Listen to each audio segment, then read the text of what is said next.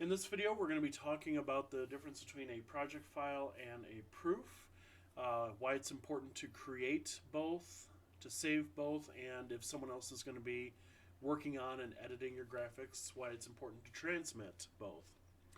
Um, my name is Greg Holbus. I am with a community theater in Oconto, Wisconsin called the Machickanee Players. And this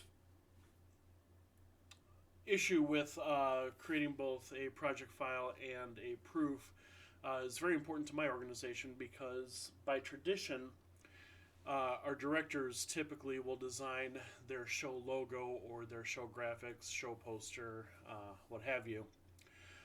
Not always. Not everyone is comfortable with graphic design. Sometimes they will delegate that task out to someone else who's a little bit more artistically talented. But generally speaking, we do let the directors design their own poster art as part of the creative process. But we don't burden our directors with the need to create alternate graphics to fit other orientations or aspect ratios as needed for various marketing purposes.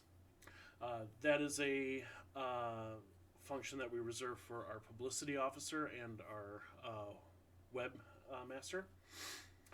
And so the need for having both a proof and a raster is what we're going to be talking about today.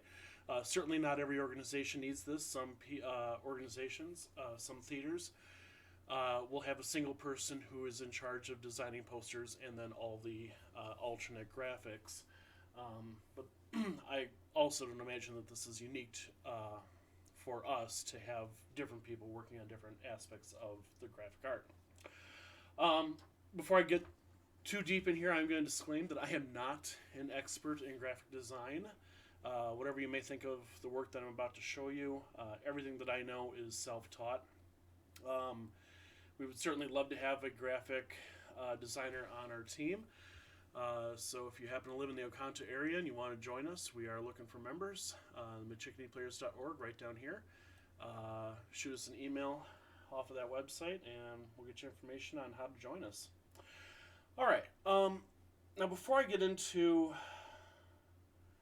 the difference between a project file and a proof, let me talk a little bit about the composition of the poster that I'm going to be using to illustrate this stuff. So this is a poster that I'm working on for a production we'll be doing in about a year, Frankenstein in February 2024. It's just concept art at this point. We're still working on the cast. There's a lot that's going to be changing. This image of what's meant to be Victor Frankenstein will probably swap out with a picture of the actual actor who will be playing him. But for the time being, we've got this image. I've actually got three of them. I've got another one with one of the creature. Again, we'll probably swap that out with the actor's photograph. And then another of a ship. This is public domain artwork of an actual shipwreck, I believe down in Antarctica. This is meant to portray Captain Walton's ship. And this little fuzzy figure here that I created was meant to be the creature. So we've got three different versions of the poster, but they're all roughly the same. They all have the same basic elements. Obviously, the graphic image here of the man or the ship or the creature that you saw on the other two slides. We've got a graphic element right here, the QR code. I hate QR codes aesthetically. I think they're awful, but can't really deny their functionality. This is not a movie poster. You're not going to be able to go online or anywhere or go to your nearest movie theater to buy tickets. There's only one place to get tickets, and we're a little known, obscure theater in a very small city in Wisconsin, so not really going to leave it up to chance that anyone's going to remember the web address. The QR codes are there for people who walk by the poster and decide to snap some information quick. So those are the two graphic elements. There's obviously some text elements here. The credits are all a single element. The title is a single element, and then Mary Shelley's name here is also a separate element. there's a very specific reason why the text is broken up into three, and that's because this title element here, if I click on it, you can see what the text originally looks like in the original size. I could blow it up, but it's not really gonna, all it's gonna do is get bigger than the box will allow. To get it to fill up the space, I used an effect here, this first square warping effect that got it to fill up the square in there. I should probably take a second to explain why it is that I am in Microsoft Word, which is obviously not a graphics editor, it's a word processor, instead of, say, Photoshop or Adobe Illustrator. And the plain and simple explanation is I'm cheap. I thought about getting Adobe Illustrator. They've moved to a subscription service, and I wasn't nuts about their monthly fee or annual fee, whatever it was. And it's not to say that Adobe Illustrator isn't worth it. It would certainly be better than working in Microsoft Word, for sure. I'm certain there would be a lot of benefits I would find to it. The thing is, I've been working with Word for a long time. Obviously, it can support some graphics, as you can see here. And it's always suited my needs, everything that I can do. I'm very familiar with all the different ways that I can manipulate text and images on here. And since I'm not an expert graphic designer, and I pretty much all the graphics design that I do is for the theater, on this very limited use, I'm quite content using Word. And since I already pay money for Microsoft Office, I don't feel the need to pay for extra software. So that's why I'm using Word. By all means, use whatever graphic designer you want, but the principles of what I'm going to discuss are going to stay the same. So as I mentioned, we got a couple images, a couple of text elements. There is another element that you may or may not be seeing here, and that's this filter element. It's really just a shape with a vignette style. I'll see if I can pull up the information here. It's a vignette style faded shape with a transparent center. It's slightly blue. There's obviously some hints of blue in here. The brighter blue down here is just information that needs to be edited yet. But the blues that you see up in here and in the filter, they're all desaturated, because if I went with any bright colors, they would stand out and really just look kind of tacky, in my opinion. The desaturated color was what I wanted to go for. The blues are also tinted on the dark side. Pretty much the entire poster, the entire graphic is meant to be dark. Frankenstein, it falls into a number of genres. It's science fiction, it's a tragedy. It's also famously billed as horror. So hence the black graphics. It's also a tragedy. There's a lot of sadness and depression between both Victor and the creature. And then the reason I went with blue tones here and these whites, they're meant to indicate the snow and ice. This play is going to be produced in February, and it's set aboard Captain Walton's ship, and Captain Walton is sailing in the Arctic Ocean trying to find the North Pole. So cold is going to be a very common, or a predominant theme in this particular production, so that's why I went with those color choices. I'm also going to show you the rule of thirds, which I'm going to do with a couple of blocks here. Just kind of show you how I use them to create the composition in this piece. Whoops. Not what I wanted to do. There we go.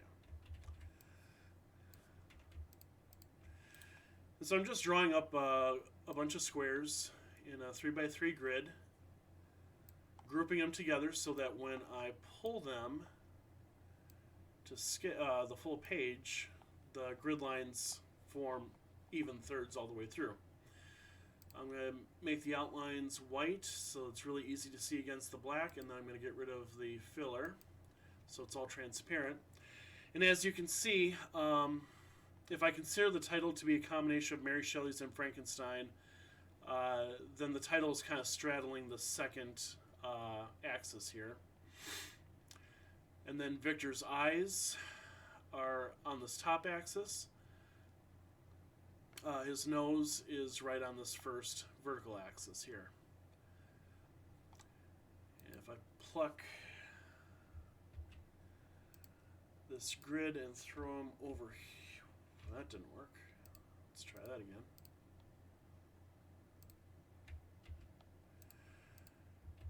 If I throw that on, whoops, the ship poster, if I can grab it, that is, there we go. You can see that the top of the ship borders the top horizontal line, the main mast on the left horizontal. The creature's head is pretty much right at this corner, excuse me. And then again, title on the bottom horizontal line. And then I'll do the same thing for the creature over here. And wow. Not sure how I'm not grabbing this stuff, but there we go.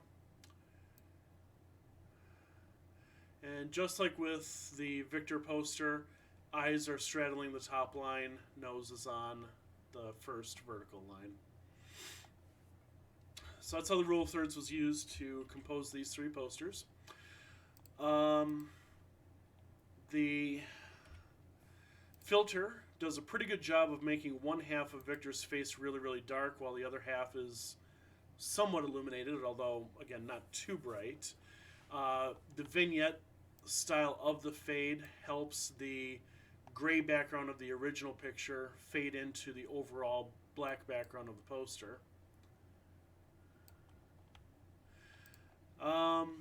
Fonts. I'll be honest, I'm not wild about the font that I'm using for Frankenstein. I'm not a fan of, I guess this is called serifing, or serifs. These little flares on the corners of the letters.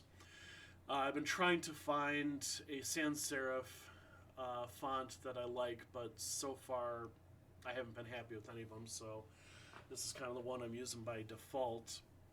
But overall, between the title and the credits, because this is a black poster, I wanted everything to be really easy to read, hence the really basic standard lettering.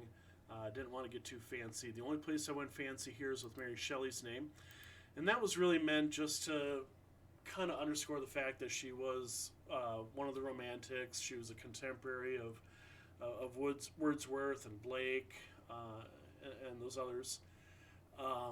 So I wanted to draw a little bit of extra attention to her name, make it clear that this is based on her story and not, for example, the Universal Monsters movies. So that is the decision making that went into the fonts. So yeah, I mean those are the basic elements of the poster and how the composition was created. So as you can see, I'm able to select on all these elements, and I can move them around if I need to. I can make them larger if I need to.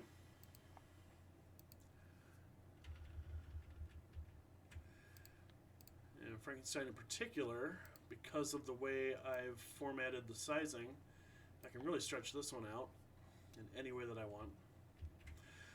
I can remove this part if I don't need it for a particular image. I can get rid of some of the material if I just want the, say, the show dates. Ooh, that didn't work. Okay, well, we're not going to save that. Somehow I lost the ability to undo. Anyway, so I would always keep this original proof, because anytime I need to make changes, as I start to fill in more of the cast and the crew, I can add those names in here and get that fixed without having to reinvent the image. And if I decide, a couple weeks from now, I'm really not digging the color or the gradient on the title here, I can always change it, make little tweaks here and there.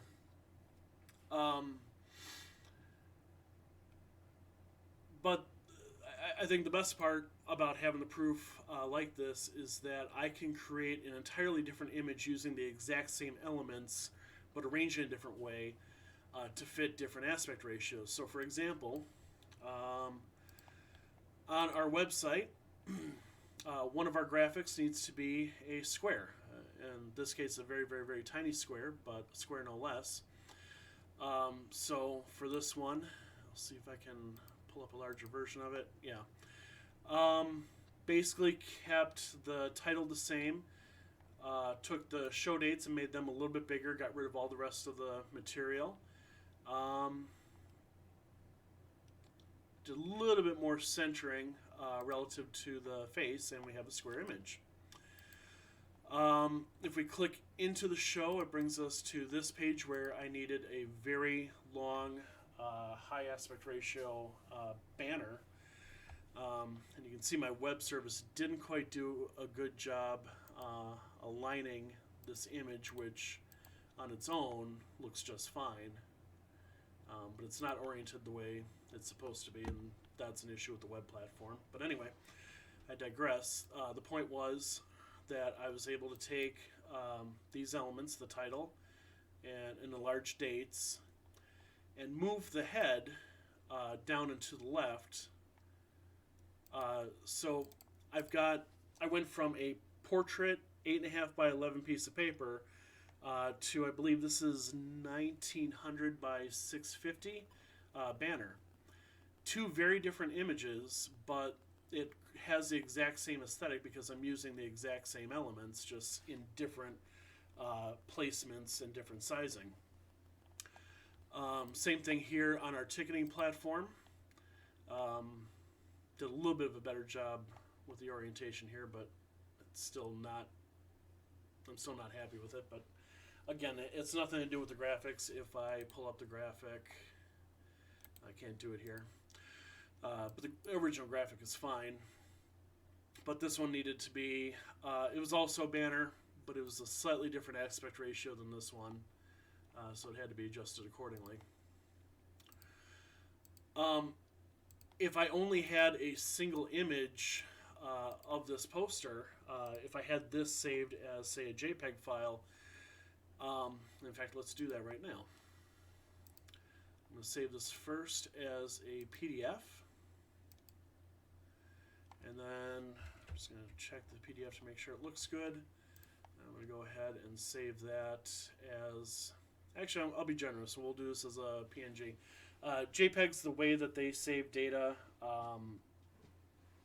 distorts an image. It's not very high quality. It'll do a pretty decent job with a photograph like this, but it will not keep very good resolution on the text. TIFFs and PNGs are almost identical, not quite. But for our purposes, the differences are negligible, so I'm just going to go ahead and pick a PNG. And if I open up that PNG and further try, well, here, let me try to edit it. I can't pick up the text anymore. It's no longer an element. This has all been flattened onto a single image. It is now composed of pixels instead of individual elements. So if I try to select any part of the text, rather than getting all of Frankenstein, I'm going to get this block that I selected with a square, which is going to now include part of Mary Shelley's name. Very limited ways in which I can manipulate this image. If I want to try to make a banner like we had on the website, I would either have to crop, say by doing this,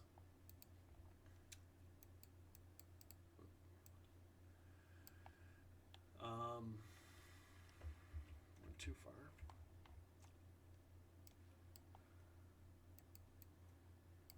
There we Okay. So I was zoomed out a little bit, and that kind of screwed up the cropping. But anyway, the point is I can crop, but now I've got the gentleman's chin in here. I can try to cover that up with black, but it's not going to look good. Another thing that I could do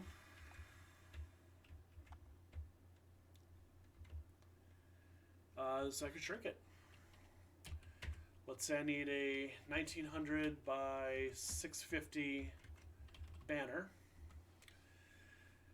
Shrinked and stretched, well, shrunk in the up and down direction, stretched in the left to right direction, distorted as hell. The pixels are awful, illegible. Really can't even read anything here anymore. This is garbage. You would never use this. But when you have a graphic image like this, what we call a raster image, it's really all you can do is crop, compress, expand, or distort. So when you're trying to produce images of different aspect ratios, you definitely want to have the elements that you can move around and manipulate. I'll give a real quick explanation of raster versus vector images. Raster images are typically what you see in photographs. They're pixels. We're not going to see them very well on this photograph, the pixels, just because this particular image has been blurred slightly. But if we zoom into the text, you'll be able to see the jagged edge lines of the pixels in this image. And so that's one huge disadvantage to raster graphics. In contrast, in PDF mode, all this text, all the fonts, are maintained as vector images. And the same is true of basic shapes. If I had an arrow or a line in here, these would all be vectors. And then I say about vectors is what they really are points on a two-dimensional map that are connected. And basically the computer draws based on mathematical information. It basically encodes and tells the computer how to create an image. So I'm going to zoom in here on Mary's name. And when I do, very briefly, you're probably going to see some pixels, and that's just the computer catching up to what I'm doing. It's going to take the existing pixels that are on the screen and blow them up really quickly. But you'll see really fast, those pixels will disappear, and the computer has completely redrawn the image, and all the lines, the smooth lines, have been retained. Now I can go back and forth, and you can see very briefly pixels, and then it gets re-rendered. And that's vector graphics. They will hold their shape. They can be scaled indefinitely. And it's always these mathematical equations that tell the computer how to create the letters, how to create the shapes, and how to make them look the way they're supposed to look. Vectors don't work very well for complex images or photographs, but they work really great for text and symbols and logos.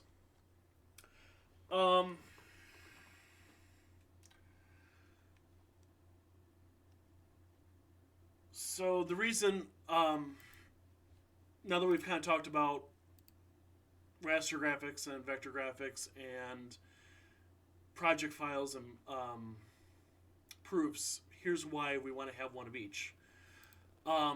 Again, as the art designer for this poster, I've got the project elements saved.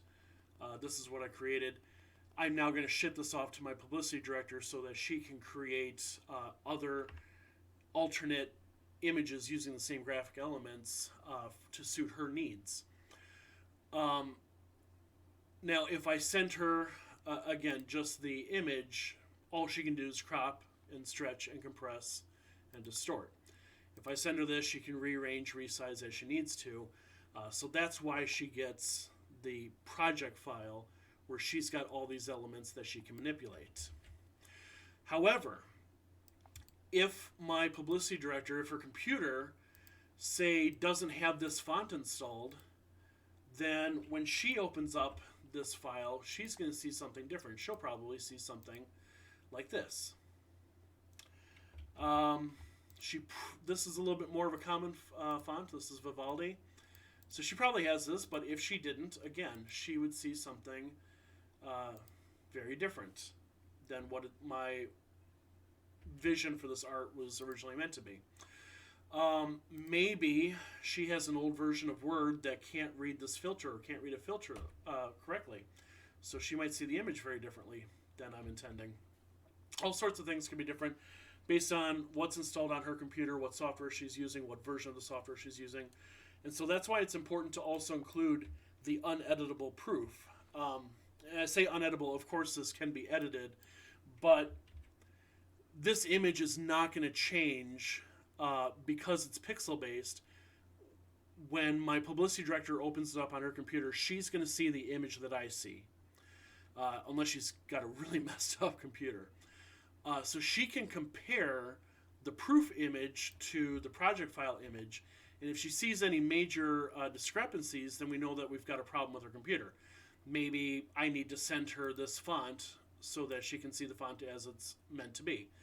Maybe she needs to update her version of Word or whatever software she's using so that this filter is working properly. So that's why we send both, and that's the conclusion of this video. So thank you. If you have any questions, throw a comment down below and we'll try to answer them.